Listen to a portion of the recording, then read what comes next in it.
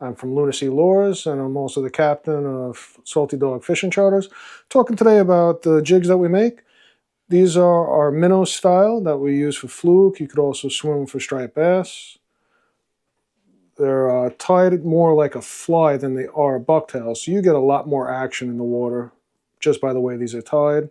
Very lifelike. They're going to actually get down into the water column faster than a conventional bucktail just by the way they're tied. So you're going to have more bottom contact with less weight. This right here is our snap jigging bucktail. Same thing. It's tied more like a fly than a traditional bucktail. You get nice spread on the bucktail so that this way it pushes more water. You're going to get more action out of it. And then you have the feathers on the back, which now you no longer need a trailer. So if you also want to just swim this like you would a regular bucktail, you could do that and you'll have the action as if you did have a trailer on it. And these feathers will not foul if you snap jig them. Okay, so we're going to go down to the vise and we're going to tie these up, show you how they're made. Let's head over to the vise now. Okay, so we're going to go from start to finish. This is going to be the Loon-A-Sea Lures snap jigging bucktail in a 1 ounce. We're going to be doing this with the feathers attached. And we're going to start by gluing the eyes on. I like to use the gel. You use very little. The more you put on, the more your eye is going to start sliding on you. This is actually a little bit more than I'd like to. Place it on, make sure it's where you want. Give it just a little pressure, and then let off of it. We're going to put pressure on it when we do the other side.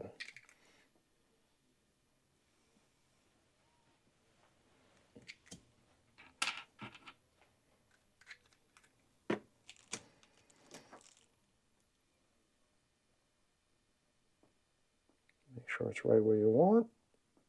Just a little bit of pressure. Okay, now we're going to flip it and we're going to hold both sides for 15 seconds with good amount of pressure. Make sure it doesn't slide back and forth on you. And I believe those eyes are so important too. Yeah, I mean, a striped bass, what they do is they hit from the head and they key in on the eye. So if you could have a nice eye that shines like this one, so sometimes you'll see them in different colors. I find that this color, the prism color, just really gets their attention and they can key in on it. Okay, so that's all locked in. This is a couple step process. So we're going to just put the thread on here, just a couple of wraps to get it on. Now we're going to jump the thread over that barb, give it a couple wraps there, and now we're going to start wrapping on the hook itself. Oh, so that's different from the striper fluke bucktail you made before. Yeah, this is going to be a lot different. So we're going to put just a little bit of bucktail in here. It's going to give it a little bit of body. Then we're going to attach the feathers. And then we're going to, once we have here, we're going to seal it, let it dry. Then we're going to jump up here and we're going to tie the actual bucktail and get the nice flare out of it. So for here, you want to use a little bit stiffer of a bucktail. So here, this is how the bucktail was. You want to take the bottom off. This is what you're going to tie most of your flies with. Down here, it's a little bit more hollow. This is going to give it a little bit more of a spread when you tie it. Okay. So we're going to take the bottom for the tail piece because we want it to flare out to hold the feathers out. Otherwise, in the water, the feathers would kind of just collapse on themselves. So you're basically saying the bucktail that's closest to the ass of the deer. Yeah, pretty much. So we're going to do the same thing, pull out any short fibers. Okay. Now we're going to look at it. We're going to stack it again. Here's the long fibers. Grab it, pull it back.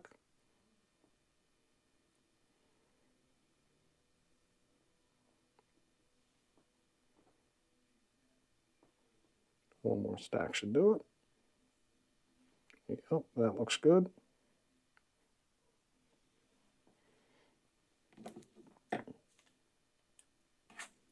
Cut this down. Now we're going to measure. So once you have your vise and you know what the dimensions of your vise, on this size, on 1 ounce, I want the tips to come almost to the rotary. So I'm going to measure it out. You know, you could actually see that looks more rigid, those hairs right now. Yeah, and then when I put it on, you'll see how it's going to spread out a bit.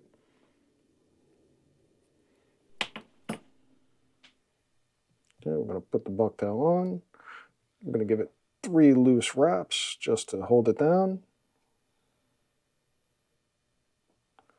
Now you just take your other hand and you're going to push around, make sure that all that bucktail gets around the hook. We're going to pull straight down and then pull a little bit out, and that's going to spin it around the entire hook. Here's the key to it. So if we just left it in the vise and tie it forward, it's just going to wrap around itself. It's not going to look good. So what you want to do is pull it out of the vise, maneuver it around the hook. We're going to grab it and flip it and hold it. Now you're just going to manually wrap forward. Doesn't matter if the wraps are touching. You actually kind of don't want to. You want to start wrapping from the back. Now we got a nice cinch in there. Look how nice it looks in there. Put it back in the vise.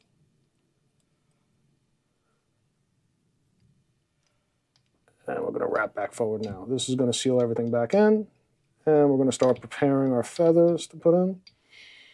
So this spread out bucktail is going to give a base for the feathers, so that this way it gets more action in the water.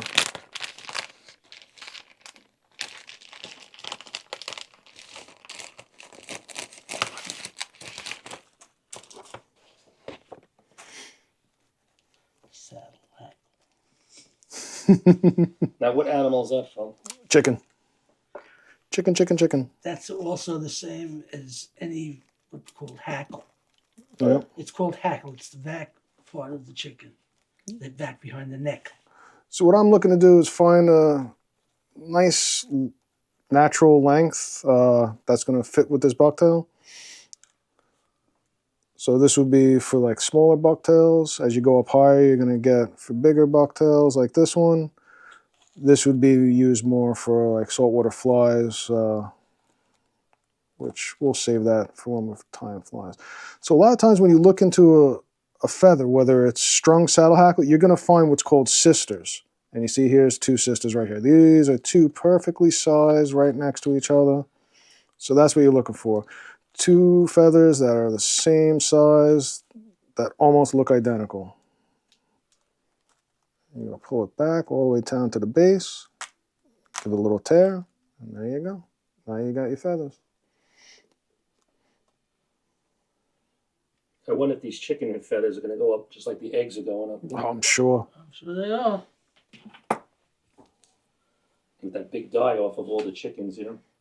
How can They breed these chickens for these feathers. Oh, they do? Okay. They breed specific colors into them and specific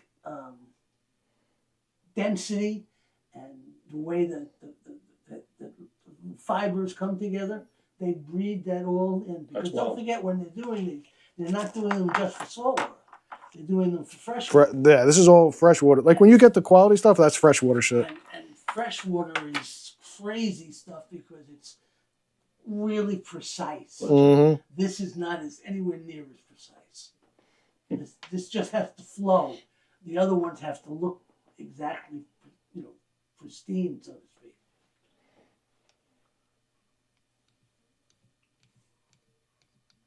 Oh, that's still on the shank, too. Oh, yeah. Okay, now we're going to take the other side, measure it out. Because they're not going to be the exact same lengths. So you measure tip to tip. Put your thumb on the bottom where you want to start pulling off those feathers. And now we know, tie up to the base, and you're going to be the same length.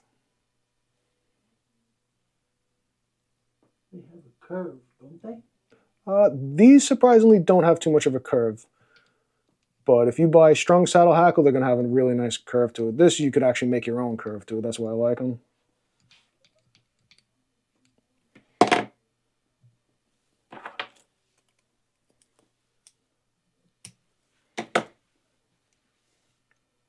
Okay, now we're going to wrap up.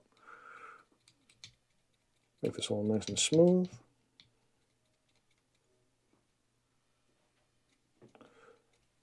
And I'm going to tie it off at this section because we don't want to use too much material here. We're going to use that later. And if you have too much thread down there, it's going to affect the entire bucktail.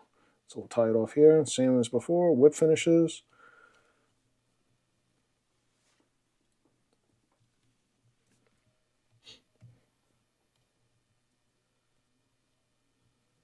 And just so our audience knows, you will be at the Ward Melville selling these? Yeah, March 1st, I'll be there with my partner.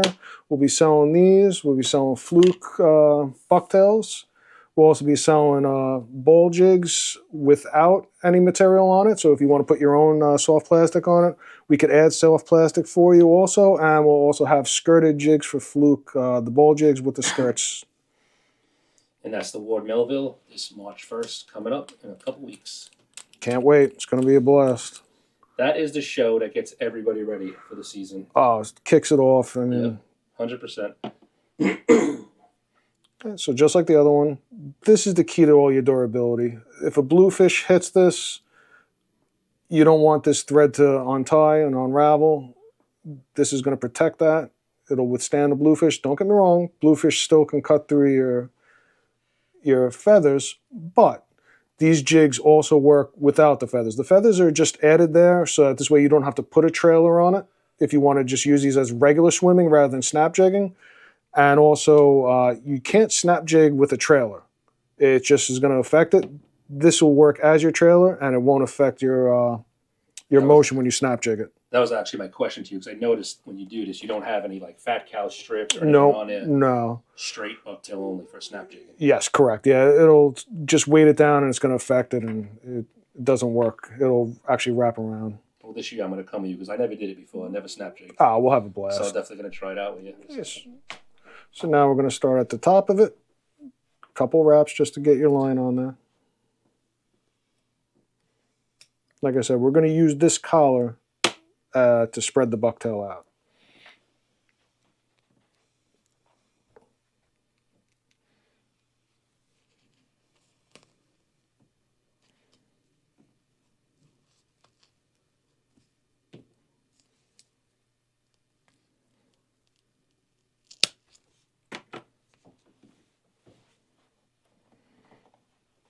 Just like any fly, any bucktail.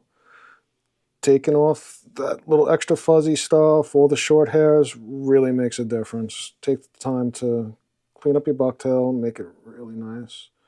Same thing, take out the longer hairs, restack them.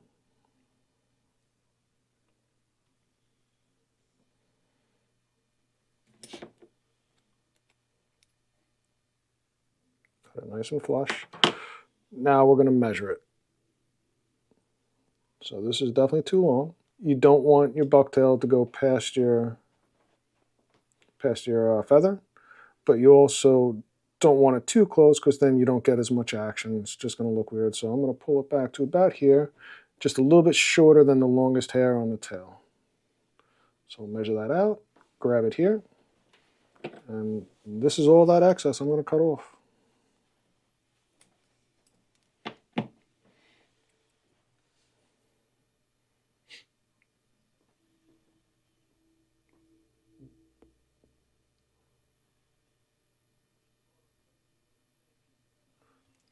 Now, Once again, those three loose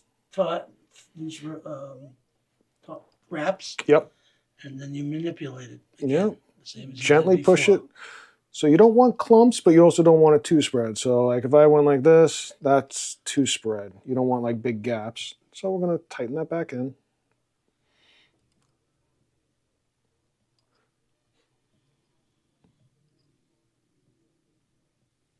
That looks good.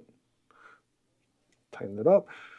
You don't have to wrench it down too tight. Just give it nice solid wraps. Overlapping, touching each other, and that's really what's going to bite it in. Don't go too far back because we're going to need this little gap area later when we finish off the fly.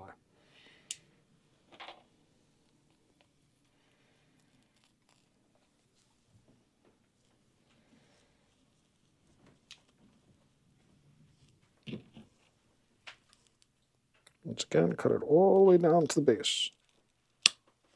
This way it's nice and all even throughout.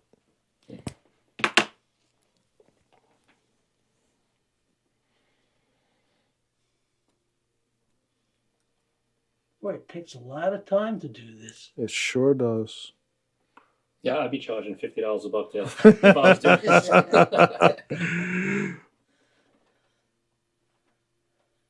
What is the going rate of these bucktails? Say the one you're wrapping right now. So this one, List. What would be the list price on that? about $12. $12. Yeah. Well worth it. With the amount of Oh, time it's you've put it's into well it. worth it. It'll last you a lifetime as long as you stay away from bluefish. Yeah, it's no joke the amount of time he's put into this. And also the care he's taken into, you know, like for instance, cutting it and pulling it out, each hair pulling out, resetting it. It's not just slopping it on there and No. wrapping it and being done with it. Absolutely not. Not like making a quick bucktail to make it. Nothing wrong with making a quick bucktail if you know you're going to be fishing for bluefish, but if you're Yep. going for striped bass and weakfish, or I even snap jig for fluke, You you gotta look right. gotta look right. They gotta swim right. Yeah, you're definitely taking the time to do this.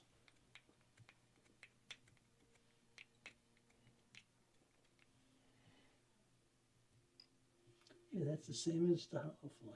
Very much, yeah. Okay. And definitely it's a high quality hook on it, as you could see. Oh yeah. The VMC hooks are absolutely phenomenal. I mean, don't get me wrong, there's other hooks that are great. I do love my Gamakatsus, but when it comes to jigs, I find the VMC to be the highest quality hook.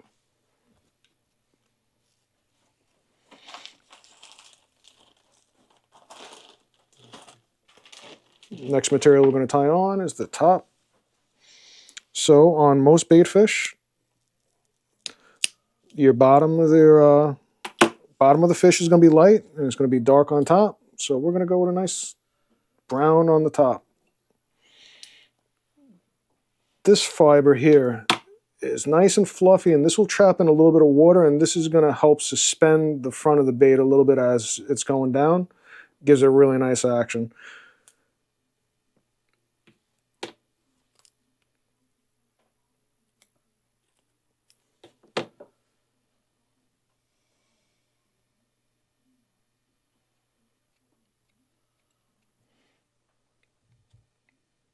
Evenly spread it out.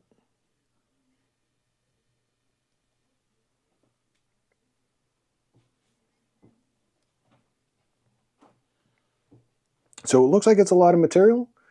When I tie it in, I'm going to give it a nice hard tug and pull out the stuff that's not supposed to be in there. And that'll show you how durable this is, because you're really not going to get that much out of it. Perfect. It's amazing how that's coming together. Yep. Super cool. Now we're going to add our flash. People have been doing this, tying flies to imitate insects, Right. which is even harder. Since the 1600s, if I'm not mistaken, Yeah. they first started doing it. It's incredible. And here in the United States, in the Catskills, they started doing it in the early 1900s. Yeah, and they've made a whole school out of it, so to speak. Oh, yeah. Catskills fly tying is just a league of its own. Yeah. Everybody tries to emulate that.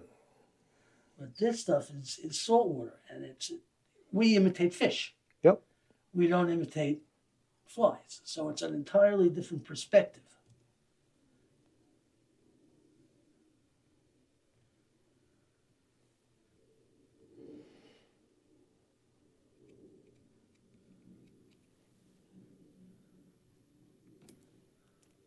Okay, and this is where the magic happens. This is what separates Loon-A-Sea Lure bucktails from everything else, is you want, on a snap jigging bucktail, you want a nice flare. And that's what we're going to do. That's the key of that collar. Bring it all the way to the back. Give your bobbin a nice spin. That's going to make it nice and narrow so that it can really bite into the material. So watch that material flare. See it pulling out? Oh, you can definitely see that. So you got to go even. That's wild. Yeah. And that's it. We're going to finish it off. Slowly come to the front. Whip finish it.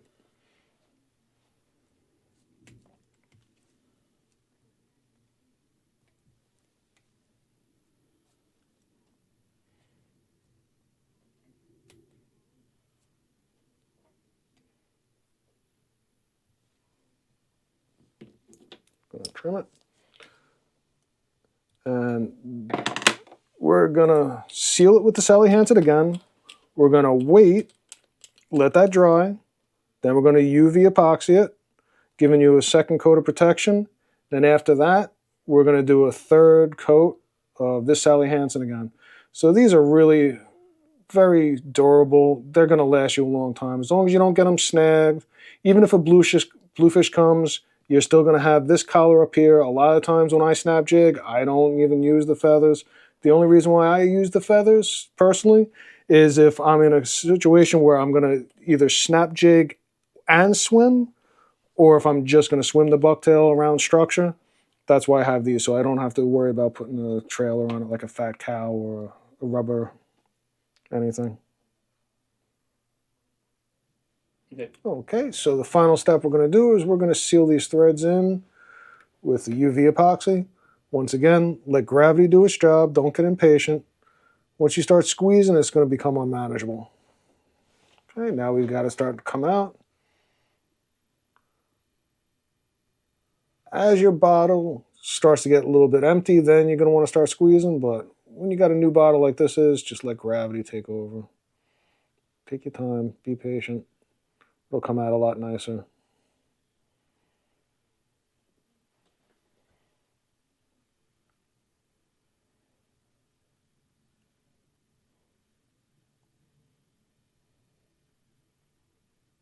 And that's the one you use the UV light on again, right? Yep. Now, this stuff is expensive, don't get me wrong, but it's worth it in the end. You know, if you go to a fly shop and you buy a bottle like this, it's going to be $65. How much is it? 65? Yep. Wow. $65 for Loon, which is an excellent product, don't get me wrong, but when you tie as much as I do, you do look for alternatives, and this is one of those alternatives that you could find. Now you use a thin one though, right? Yeah, this is a thin version. And that sucks into the... Sucks right into the fiber, yep. Fibers, right. There are mediums and thicks. There is thicks, mediums, yep. They also have colored ones, or you can color it yourself if you want to get funky. There's always a lot of fun stuff you could do with this. And that's the initial cure? Yep, this is going to be the initial cure with the Loon Light. I do like Loon's products. And then now I'm going to do a hard bake with the other light. With this, I won't spin it. I'll just do 5 seconds on each side of the bucktail.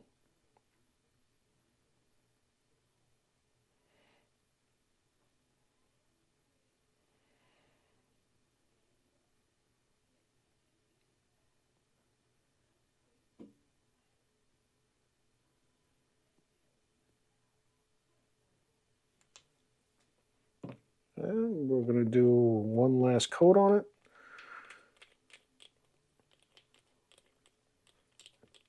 Everything with these bucktails are about durability, making them last, paying good money for them. Want to make sure they're going to last you years. As long as you don't snag them and lose them, you will be catching with them.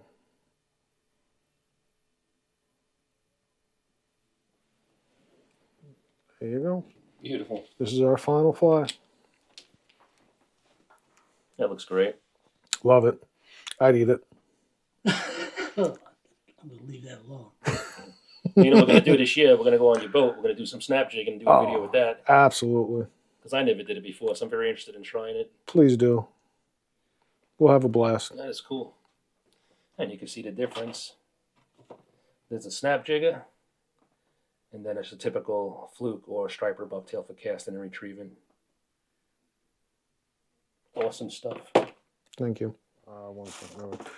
So this is a jig head from Loon-A-Sea Lures. This is the minnow head. This is what I predominantly use for fluke fishing. We're going to show you how it's tied, how it's made, and then the end product, and how durable these actually are. We'll pull on the bucktail and show you that you cannot possibly pull that tail off. Start with a couple of wraps. You always want to put a base wrap down, because if you put your bucktail on without it, you're just going to spin bucktail and it's going to fall right off.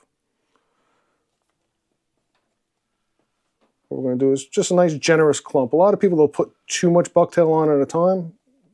You want to go small and build it up, and spread it all the way around. So if you have too much clumped on, it's just going to pull out. This is how you get the durability out of your lures. Make sure you get the fibers all straight. We're going to grab it up here, pull out the excess. Dave, I promise I'll clean up later. So now you see how you got this whole bunch here and a longer here? Pull out the longer hair and restack it. This way you're not wasting bucktail. Everything's nice and even. It's going to give it a better flow in the water. This is why we take a lot of time with our bucktails and they come out beautiful. These little steps really make a difference.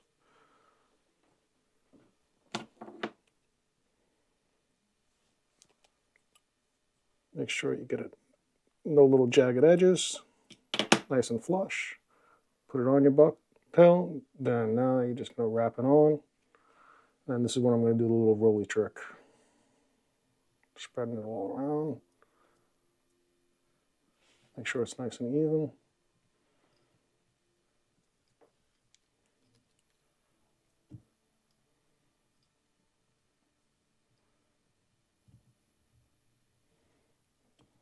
Wrap it and cinch it in. Oop. Okay, so sometimes you're going to break your thread. It does happen. You're tying really tight. All you have to do is just rethread, grab the piece that broke, line up your old piece, and then just give it 4 or 5 wraps, and just cut off that excess and just start right over. That's no big deal. This is going to be at the bottom. We're going to glue everything all together at the end. This is as strong as if it didn't break. It's just a little extra step you're going to have to take, but it's worth it in the end. Pull out any of the fibers that didn't get into it. And now we'll just continue with the bucktail. Going to do the same exact step we did before. Grab a generous amount, but not too much. Maybe a little bit of like a pencil's width. Key important thing is get all the way down to the base, because if you start staggering your cuts, it's eventually going to affect the top of the bucktail. It'll ramp up, and then it's just going to keep getting shorter and shorter throughout. So try to get it as close to the base as you can. Even if you're going for a short bucktail amount, you could always cut it from here and make it shorter.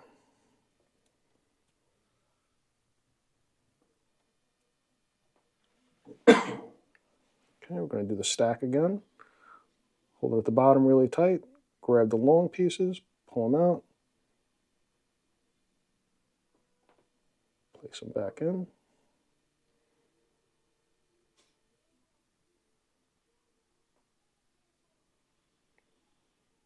One more time, that should even it out.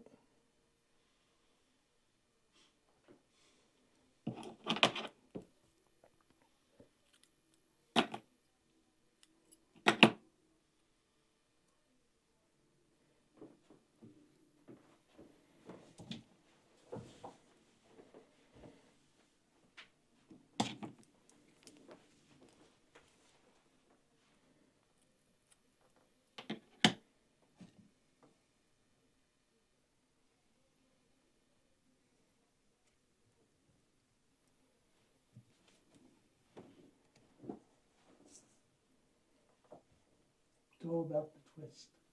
Yep. It's all about the thumb pressure. Make sure you don't make it too tight at the beginning. Then you want to cinch it down and wrap it all the way forward. Okay. Pull out whatever didn't get in. Make your adjustments.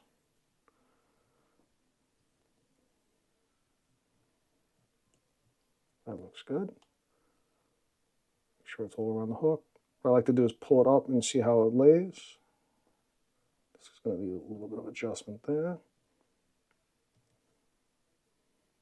Excellent. Okay, now we're going to tie on our flash. A lot of people put in a ridiculous amount of flash. Don't do that. The fish don't care. Lateral scale is what you're trying to do, is trying to just make a little lateral line. So you'll see a lot of people that put in like that much. That's way too much. It's just going to actually hinder the action. I try to do 4 or 5. That's the most.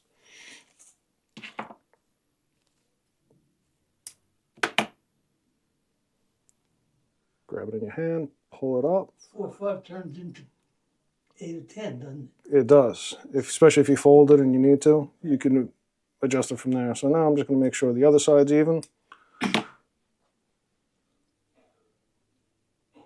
Get our length. Get it spread. Pinch it here. Going to give 4 wraps just to hold it in. Not super tight, just in case you need to make adjustments. That looks good. What we're going to do is fold it over to get the size that we want. Got our size. They're even. Now you just rotate the bucktail. Don't move your other hand. Pinch it. Right in. Couple little wraps. Cut off the excess from the front. Spin it.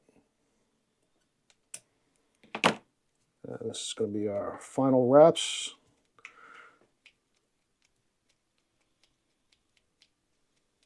Make it nice and smooth. And now we're going to finish off the knot. On a jig, I like to use a hand whip finish. So it's just coming over with 2 fingers. Make a nice little 4. And just rotate around. 2, 3, 4, 5. Cinch it down. You're going to want to do that twice. And now what's nice with the fingers is now you can make a really nice adjustment. So it's starting to bulk up to the head. Let's move back towards the middle now. 1, 2, 3, 4, 5. Cinch it in.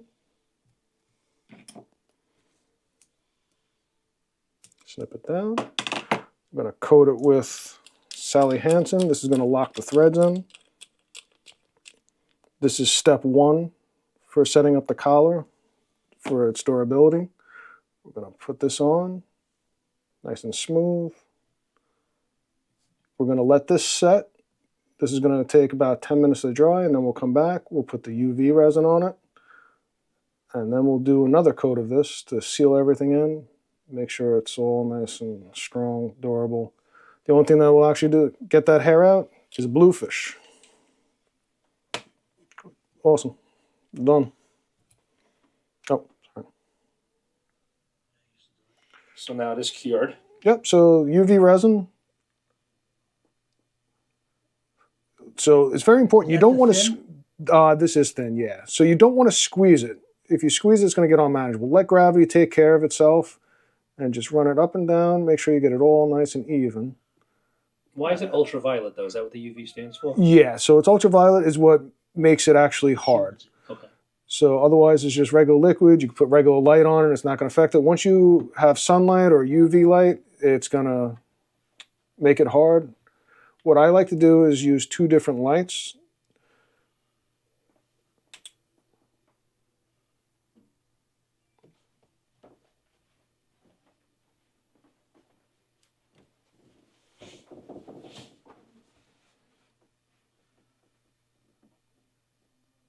And that light is what's hard on it, a regular like black light? Yep. Very cool. You say you use 2 different lights for it? Yes. So this light, it makes it nice and hard. This is a hotter light. So I wanted this one because it's rechargeable. But what I did find out, it's too hot initially, and it'll actually cause it to bubble out of the sides. So if I can cure it first, then hit it with this one, it just comes out so much better. But this really hardens it up, this light.